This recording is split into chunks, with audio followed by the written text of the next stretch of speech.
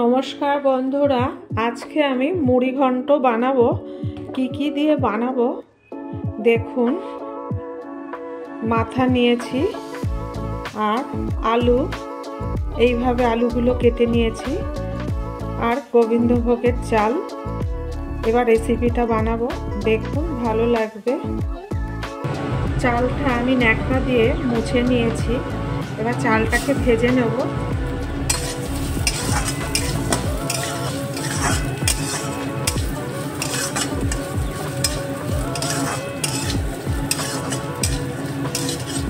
গোবিন্দভোগের চাল, চালটা আমার ভাজা হয়ে গেছে। এবার নামিয়ে ফেলবো। তেলটা গরম হয়ে গেছে, এবার মাছের মাথাটা ভেজে নেব। নুন হলুদ মাখিয়ে নিয়েছি।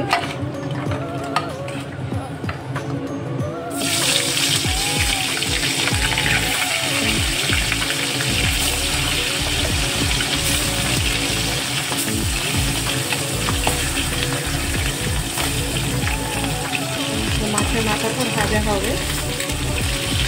এবার উল্টিয়ে দেবো মাছের মাথাটা।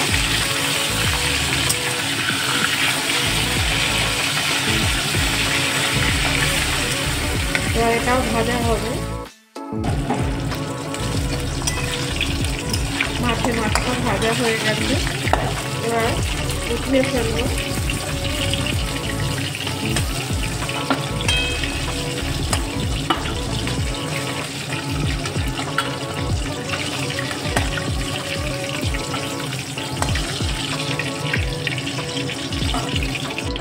এই তেলেই জিরে ফোড়ন দেব, দুটো তেজপাতা দেব, দুটো শুকনো লঙ্কা দেব। মশলাটা ভাজা হবে। হিং দেব। এবার পেঁয়াজ দিয়ে দেব, দুটো পেঁয়াজ দিলাম।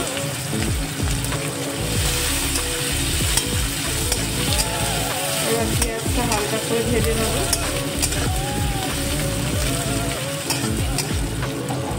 এবার আলুটা দিয়ে দেবো। পেঁয়াজ আলু একসঙ্গে ভাজবো। পেঁয়াজটা আর আলুটা ভাজা ভাজা হয়েছে। 1 চামচ রসুন, 1 চামচ আদা, নুন পরিমাণ মতো, হলুদ পরিমাণ মতো, শুকনো লঙ্কা 1/2 চামচ, জিরে 1 চামচ,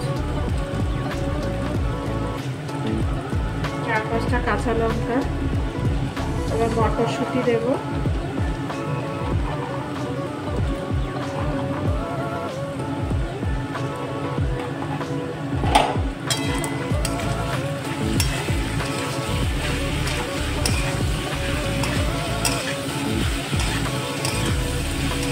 মশলাটাকে কষাতে হবে।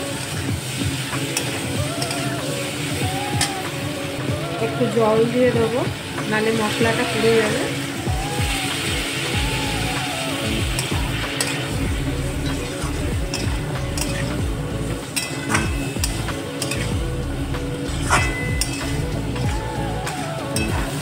মশলাটা কষানো হয়ে গেছে।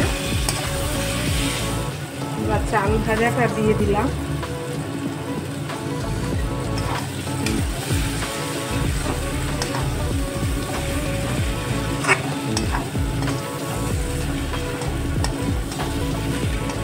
আমার চালটা তো সেদ্ধ হবে। এবার আমি গরম জল দিয়ে দেবো।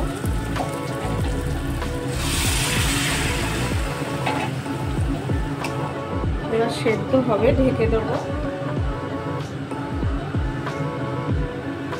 ঢাকাটা খুলবো।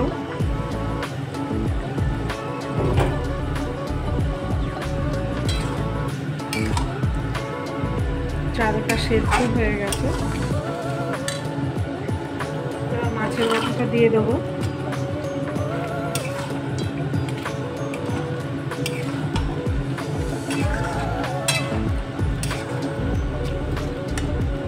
চিনি দেবো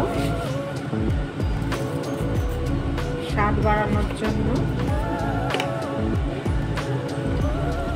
ভাজা মশলা দেব।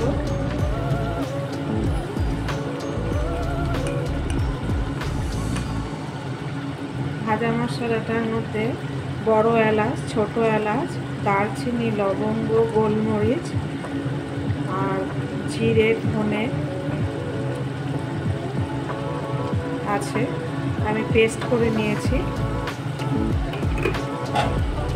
এই মশলাটা দিলে রেসিপির টেস্টটা বেড়ে যায়।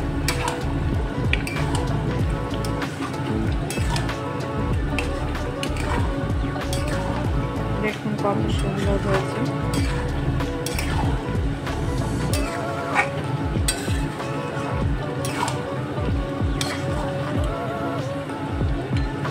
একটু ঢেকে দেবো।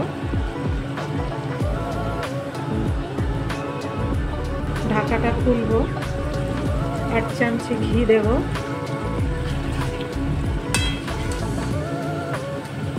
আমার মুড়ি ঘন্টটা হয়ে গেছে, এবার ওভেনটা বন্ধ করে দেব।